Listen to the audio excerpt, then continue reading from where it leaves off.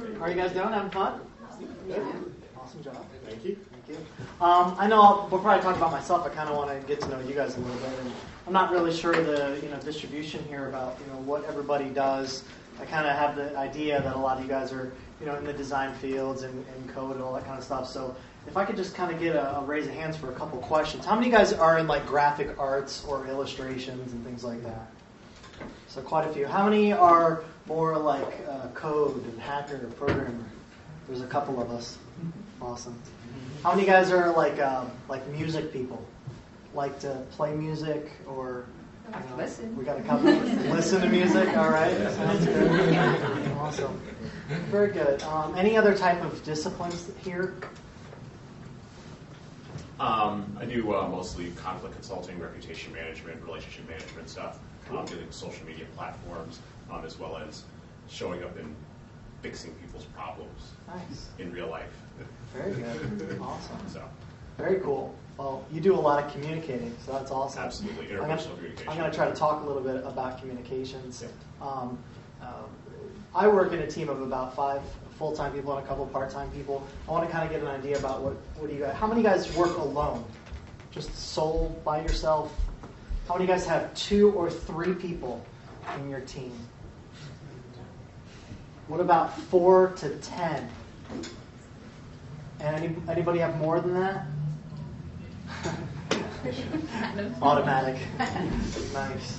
What about distribution? Like, are you guys? How many of you guys work solely with all of your team right in your office? So very few. Freshy sites guys do. How many of you guys have distributed all over the state? What about all over the country? Do we have anybody that have team members that you guys work with a lot that are outside of the country? So a couple of you guys. I find that as I've built my business, I'll just tell you a little bit about me. First of all, I'm not a fisherman. I wish I was, but I haven't caught a fish in 3 years, so that disqualifies me from calling myself a fisherman.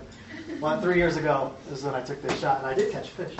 But just a little bit about me. About 8 years ago, I started building a website for actually a guy that I wanted to get business from when I was a mortgage originator. I did mortgage sales. If I back up before that, I went to college for 2 years for information systems, and then I dropped out, got a job at a mortgage company, started making a good salary, and said, well, I wouldn't make that kind of money if I went back to school for my 4-year degree, so just forget it, I'm going to focus. But I always enjoyed, developing and the computers and coding and things like that. It really was always my passion. So after about 5-6 years of doing mortgages, I wanted to get more leads from this particular person. So I decided that I would build him a website to generate more leads for people that are looking for homes. And that kind of turned one thing into another. I started building this system, this platform. More than just a website, but it was a back office, it was a CMS, it was a lead management tool. Started integrating all the MLS local listing data into this guy's portal, and it started becoming this kind of behemoth side project that my wife was always like, why are you spending so much time every night building this thing when you have a career in mortgages that does really well? And I just always knew that was a passion, something I just knew that's what I was supposed to do. So, this was about 8 years ago when I started, and for 3 years I did 2 full-time jobs. I did mortgage sales and I did, hacking, coding, building. And finally, after I got a couple more clients, I said, I just got to go full bore at this. And actually, my first client, he gave me some really good wisdom. He said, if you chase 2 rabbits, they both get away. So you have to focus on the one thing that you really want to do and do it extremely well. And so that's what kind of got me into doing what I do now, which is, I own a company. But besides that, I also have a couple other things about myself. I have 4 beautiful kids. Just been married for 10 years this past July. Very blessed. But I want to talk about communication. And communication not only applies in business, but it also applies in family, in our relationships with our friends, with our colleagues. I'm also very involved in church. I lead the music team there. So, that kind of communication, all these types of things that I'm going to talk about really do apply to all these various areas. This is a quick picture of my office. My best friend back there, Richie, he works with me there, and we're called Onjax. We're in Appalachian. If you know where Fritzy's Pizza is, we're in the bank building that's right in front of it. The bank went out of business, so we went in business. So it's pretty cool. You guys feel free to stop by as well. But just to kind of give you an idea, only me and Richie work there. All the rest of our team members are in other places. So it's kind of an interesting spread because we work hand in hand with all of our team members. You'll see, we're down here, and I've got 3 other full-timers over here, and Richie lives over here, and we have a couple part-timers. So, it's a bit spread out. Now, some of you guys have a larger geographic area, like countries or around the globe or whatever, and we're not there yet, but still the same type of communication struggles apply. And communication is a very important part of a business, and if you don't do it right, it can create lots of conflicts. Some of the struggles that I see as we grow and we manage is some personality differences or scheduling differences.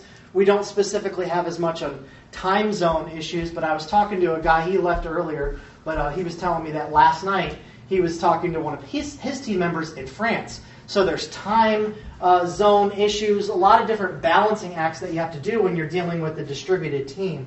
So another challenge is that when you're not face-to-face with people all the time, you have to kind of make up for the loss of communication that you get. Like, I can talk to you guys, and you guys can kind of give me eye motions or body movements, and I can kind of tell if you guys are really engaged in the conversation or not. But there's complications when you don't have that same face-to-face all the time.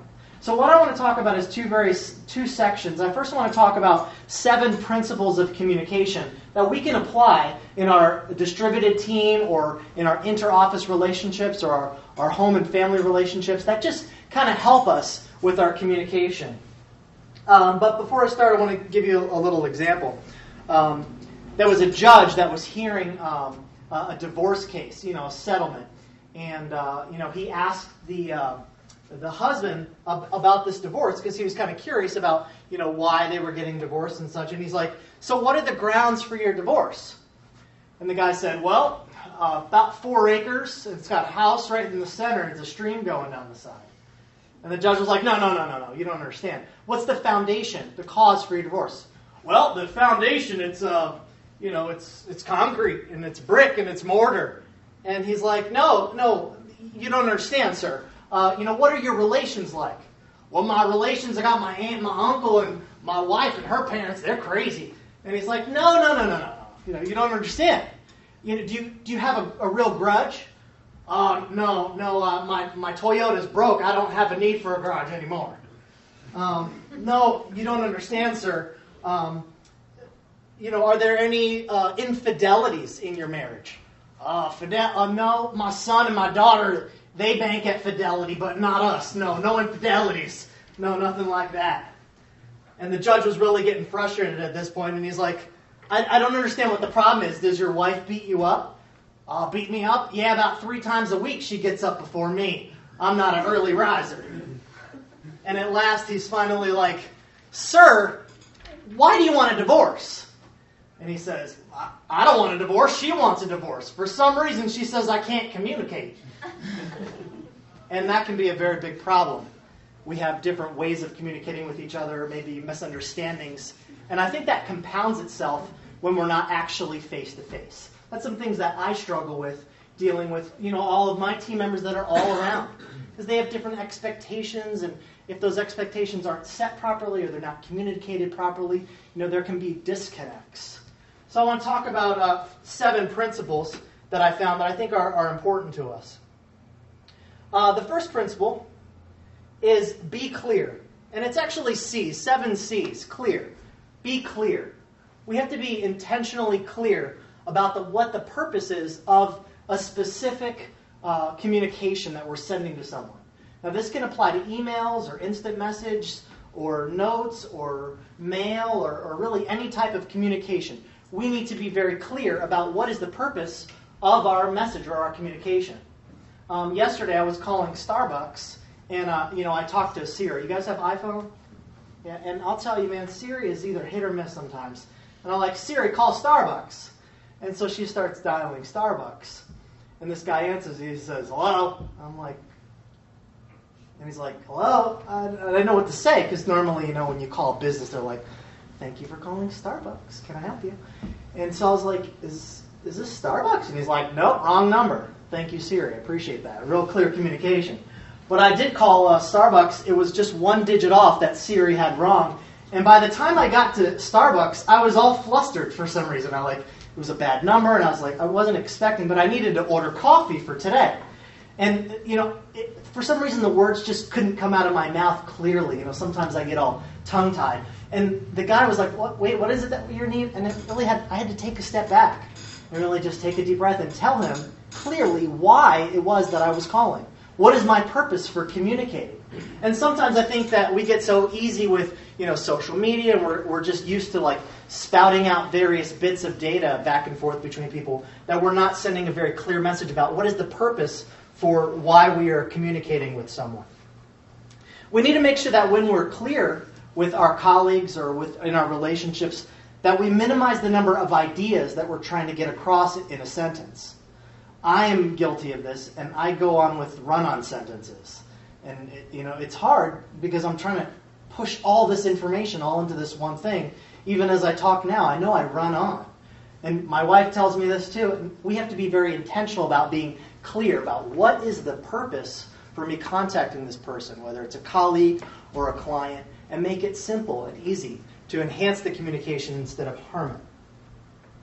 Number 2 is we have to be concise. When you're concise with your communication, you stick to the point. You don't add a bunch of little fillers in your sentences like literally or as a matter of fact or definitely or basically or literally I mean. All these various fillers harm our communication and don't allow it to be concise and to the point. And if we want to really communicate effectively, we have to be able to manage those filler words that we tend to use. I know I do. Another one is be concrete. It was interesting, you had mentioned in your class where they put up the artwork, and they wanted you to critique it or give some type of feedback. It was like, well, that's really nice. And they said, well, we need to give you a little bit more. And that's really what concrete communication is all about. It's not just this vague, you did a good job, but what specifically is it that you're trying to communicate about a good job? So a bad example would be, you really did great in that meeting. But a better way to be more concrete is the way you listened to Mr. Simmons' objections about our new product and how you explained those features and overcame those objections was very effective. Good job. And that provides more information, and it's concrete in your communication as well. And it's not just vague. The fourth C is to be correct. And I believe that an epidemic of my generation is that we tend to be sloppy with our communication. We're used to typing out text speak on our cell phones, or just shooting out things over instant message or Facebook or Twitter. And sometimes it's we mess up things like instead of saying your, we say your. You know what I'm talking about? And it changes the entire meaning of what we're trying to get across. And it's important that we're correct with our grammar and our spelling, and not just leave it to happenstance of if it's going to actually come across the way that we wanted it to come across. This is a good example. Let's eat, Grandpa. Let's eat, Grandpa. Two totally different things, but that grammatical difference makes a difference in our communication. And whether we're communicating with a colleague or a client, these types of things are very important so that our message can be heard effectively by the other party. The next is to be coherent. When your communication is coherent, it's logical. It follows a specific flow. It stays on point. It's relevant to the topic that you're trying to convey. The tone remains consistent. So, a bad example of communication, perhaps in an email that would not be coherent, would be this. Bob, I wanted to write you a quick note about the logo design draft you finished last week. I gave it to Jennifer to proof, and she wanted to make sure you knew about the department meeting we're having next Friday. We'll be creating an outline for the new employee handbook. That wasn't coherent because it goes off topic. And those types of things derail our communication. It just muddles the point of why we sent the communication to begin with. So we have to be very clear and very coherent and logical about the specific area of communication. That's very important in a distributed team, because it's not about a banter back and forth, but it's about a specific purpose of why you're reaching out to that person. A good example instead would be, hey Bob, I wanted to write you a quick note about the logo design draft you finished last week. I gave it to Jennifer to proof, and she let me know that there would be a few changes to make, so we can send off the final revision to the client by next Friday's meeting. Thanks. It's more on point, it's coherent, it's logical, it keeps it concise, it's clear, it's complete. Complete is the next one. We need to be complete, not be too vague with what we're trying to say. In a complete message, your audience has everything that they need to understand what you're trying to say and take specific action. What is the next step that you're wanting to incite that person to do? Now, whether you're managing someone or you're working alongside someone or you're working for someone, it's important that we are complete in our communication so that they know the next step that you need them to do. You have to include whatever tasks, whatever dates, whatever expectations, and that is hard in a distributed team, so you have to be more precise. See, when we're sitting across the table, we can kind of talk through things over length, but when you're spread apart over many, many miles, it makes it more important that you're very intentional about your communication. And then point number 7 is courteous. And you'd think that courtesy is like one of those things that you just kind of, well, duh. Of course you have to be courteous in your communication. But I think sometimes we miss the courtesy that we really should be intentional about, because we mix our conversations with things like, sarcasm or passive aggressiveness or perhaps even insults in order to try to accomplish what we're getting across. And especially in a distributed team where you're not talking one-on-one, face-to-face, eye-to-eye with someone, it's just not, it's not effective, and it actually can be very harmful to the relationship. So we have to be very careful in the way that we communicate, communicate courtesy. Now, this is not like avoid problems. I mean, everybody has problems. You guys have problems? Communication problems? Do you have problems with any of your team members? I know my team members have problems with me, so I understand that, and it's not avoidance of those types of communications, it's just the way that we go about it. When we get in a meeting, we could say, well, you didn't do this very well and it made my job really hard. You really should do this instead. And that's not maybe the best tact that we can take. I like the relationship management that you're talking about. I wonder if some of those types of things play into what you have to do from day to day in teaching people how to manage those relationships, whether it be publicly in their sphere or interpersonal or whatever. But that courteousness is really important to really nail, because that's going to help your foundation of your relationship to be able to grow, and that trust to be able to grow with your colleagues and your team members. So those are really the... now, I want to make sure that you don't take courtesy too far, because then it sometimes can get kind of awkward too. You guys have ever been in this situation? I like to see it from afar. Just kind of watch it happen. Just kind of watch, see what's going on. And sometimes halfway through the door, it's like, do I wait? Do I not?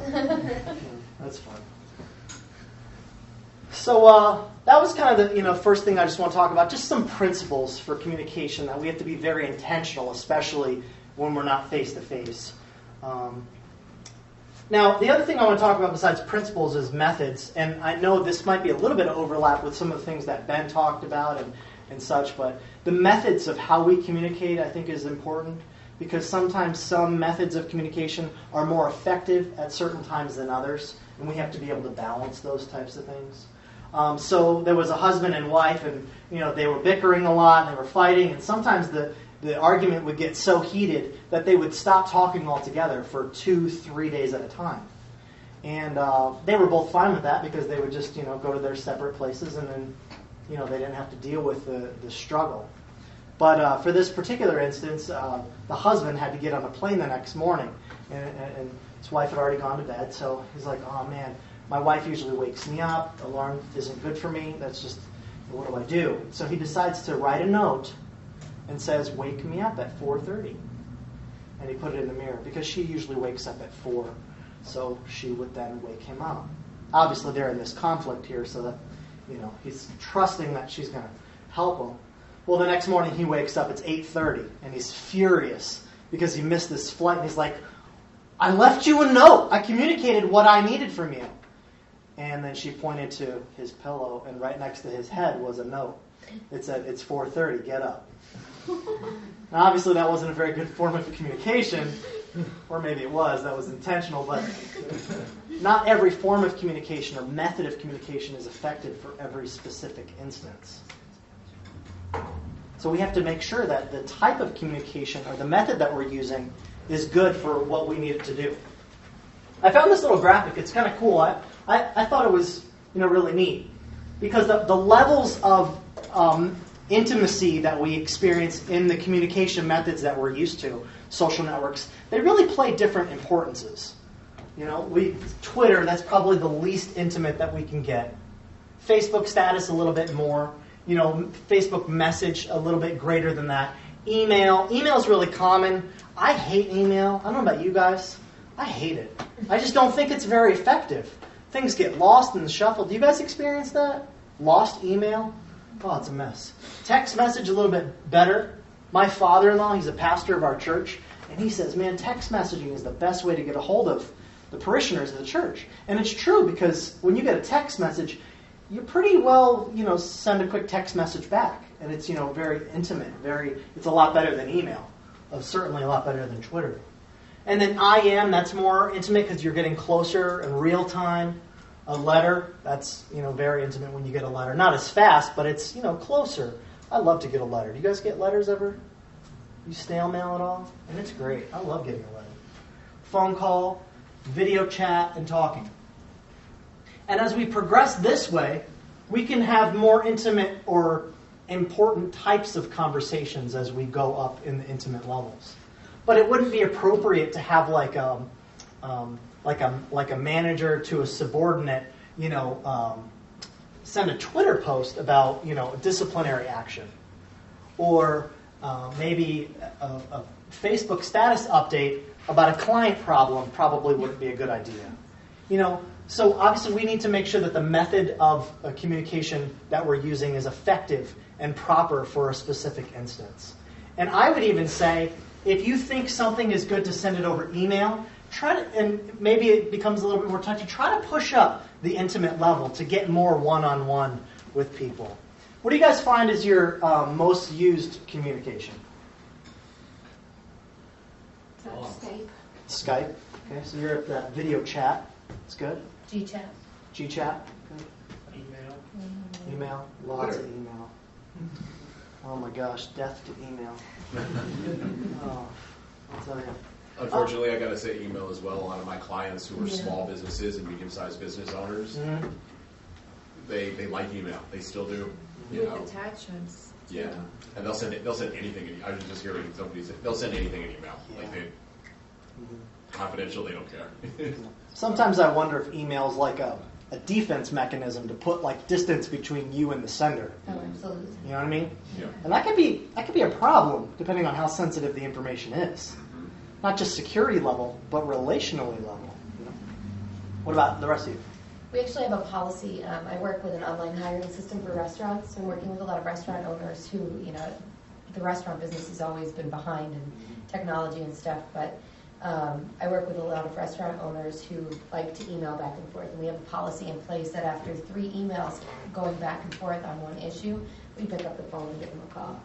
Because it just solves the issue so much better. You get more intimate with your client, you get to know them better. And we're super high-touch customer service because that's what the restaurant industry is all based on relationships. So we try to build that as best as possible.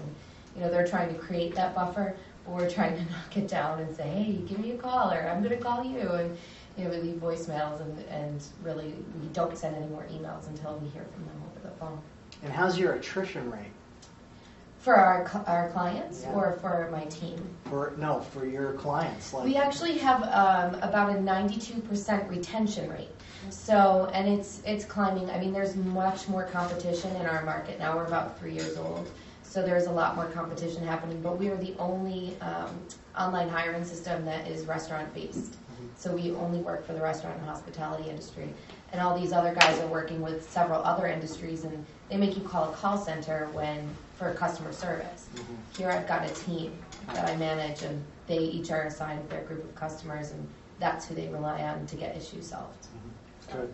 So I like the idea of pushing it up the intimacy Absolutely. level in order to gain that better communication. Absolutely. And that better relationship. And you wouldn't believe when you meet these people face to face. We just returned from a convention in Vegas, and it was for Wendy's International, and Wendy's makes up about 80% of our business.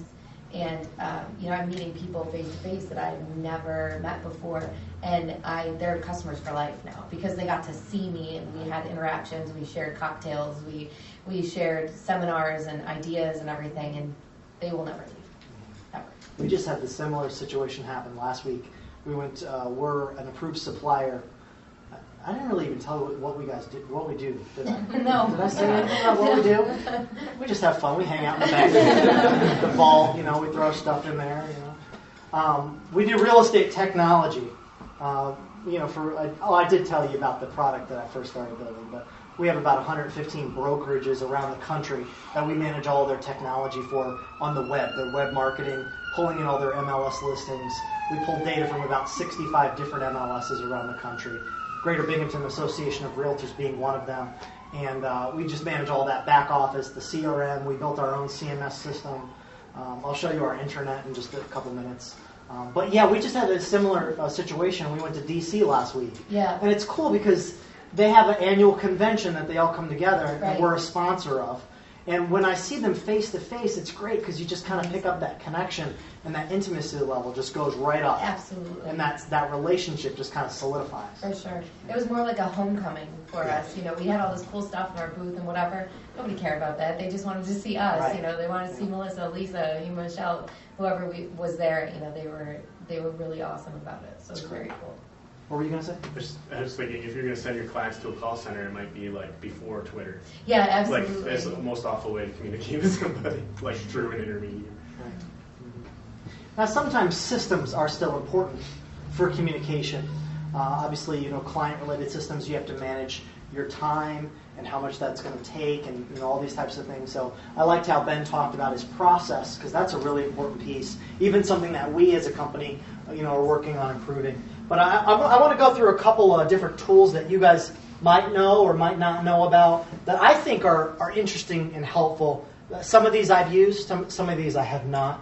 The first one is HipChat. This is an IM system that's a group IM. So you know how Instant Messenger or GChat, it's a one-on-one type thing. Actually, now with the Hangouts, I think they can do groups. But this is, you can set up like various chat rooms for various projects, and everybody that's related to that project can be a part of the system. So if you guys have a team of let's say 10 people, 3 people might be on this project, 3 might be on there, you can have your own internal chat rooms, which are then permanent. It's persistent. So you keep that record of the communication that you're having back and forth with your team. And I believe you can even invite external people into specific chat rooms. And it's all managed by your business, so you have all that data. That's a great communication platform, which I particularly still like these types of systems, the instant message, the group communication, better than email, because it allows people to come and join as they please instead of having to maintain the CC list. I don't know if you guys ever had this, but sometimes I send an email to a client, and I've CC'd 2 other people on my team. When the client emails back, they don't CC everyone else. Did anybody have that problem? Yeah. I hate it. I hate email. Death to email. But this is a better system so that you can keep everybody and keep kind of control of the conversation flow. Another one I found is Ink. It's newer. It's more of like a workspace where multiple people can come together on a workspace and comment on various things. You can post a link or an item or whatever and all just talk about what that particular piece is. And this is interesting for teams as well.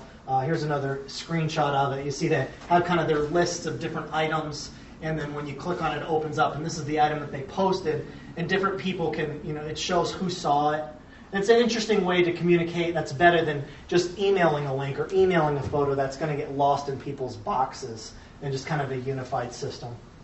Another one, someone had mentioned 37 Signals earlier, a different product, but this is Campfire. This is kind of similar to HipChat in in regards to the group IM to keep everyone on the same page, different subsections, kind of a project management thing, but not quite.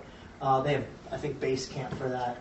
But this also allows you to have some group-based conference calling where you guys could all conference call, and it's all built into this thing and it logs it. That's a pretty neat way to do things.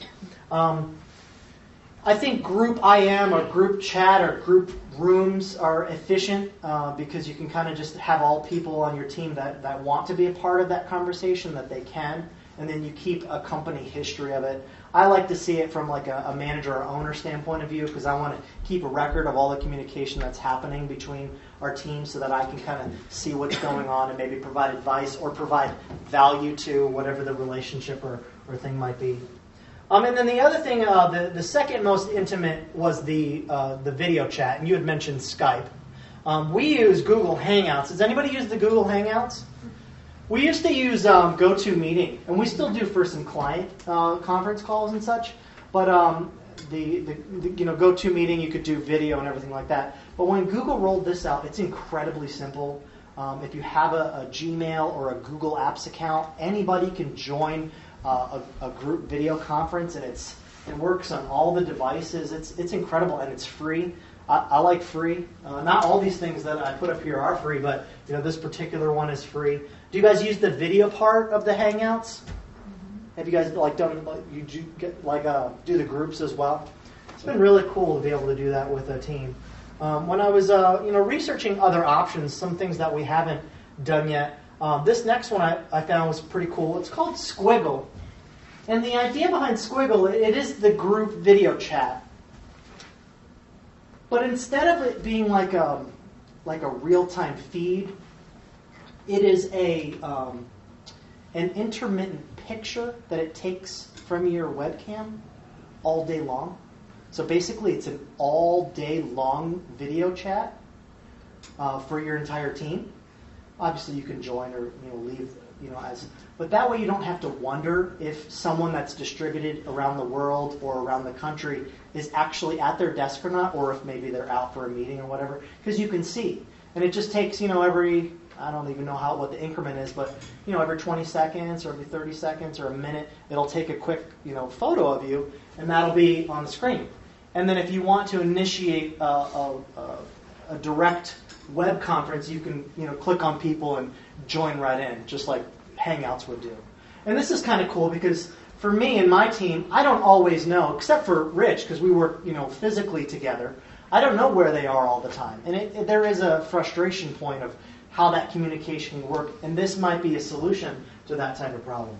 Now, obviously, there are, some drawbacks. You're getting pictures taken of you, and, you might be, doing one of these numbers, So, those are, disadvantages. But it's an interesting thing. I know you guys already talked about Asana. I think Asana is awesome. It's just another way that a group can connect on the communications of what's happening with processes. I think that's very important, very cool. More internal, I see. I know Ben said that you just use it for internally, right? Yeah. You're not pulling in any other clients into those tasks or anything. Nope. So, but on the client-facing things, we use a system called Zendesk. It's kind of a premium support ticket system. It's not free, and it's not even cheap, really, I think. It's maybe $25 a user, which can be kind of steep when there are some other solutions that are less expensive, maybe not as full-featured or enterprise, but whatever. But we use it to manage all of our client-based communication in regards to support and such. Like you said, don't send them to a call center. And while I agree, that can be a problem, at the same time, you do have to balance sometimes the cost factor of having live people ready to take phone calls all the time. And that's something that we struggle with, too. So having a place where they can submit their questions or their problems or whatever, and then we can, obviously still pick up the phone and talk to them or just put it right back in the ticket. Support ticket systems can be very effective if they're managed well.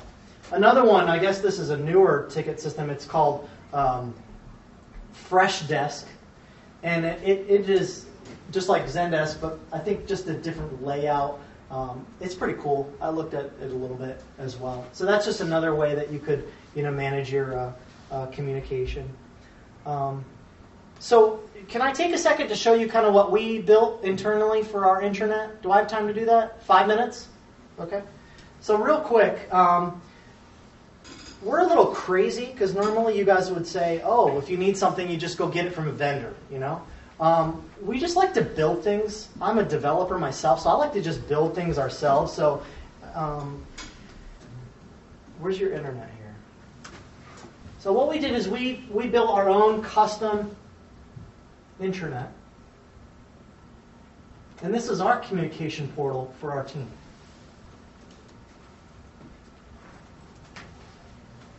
Pretty short password. That's what I was thinking. I'm changing it. You should. So this is kind of what we view every day. We're in this system. And instead of having like an Asana or a base camp or whatever, this is our intranet. And it allows us to manage all of our notes and all of our tasks. All of our clients, all of our real estate clients are the database is all integrated into this system. And it's a really, really complex system because it's managing all these other databases for all of our real estate clients and all the MLS data sets. So like if you go down here, click on clients, it actually shows a list of all the clients and how many leads that we created for them from their system, and then all kinds of stuff scrolling over here. I guess I can't see it, but anyways. But just the notes section, it's kind of like a group chat. Not as real time maybe as like a hip chat or one of those other things are, but it allows us to tag specific notes to clients or prospects. You'll see this little icon here, it's a flag, that's a prospect. This little green one down here with some people on, that's a client. So we can keep our notes about what's going on with specific clients or specific prospects or an MLS and all the communication. And our entire team can kind of jump into those various conversations. And it kind of workflows kind of like Facebook does in regards to comments and everything.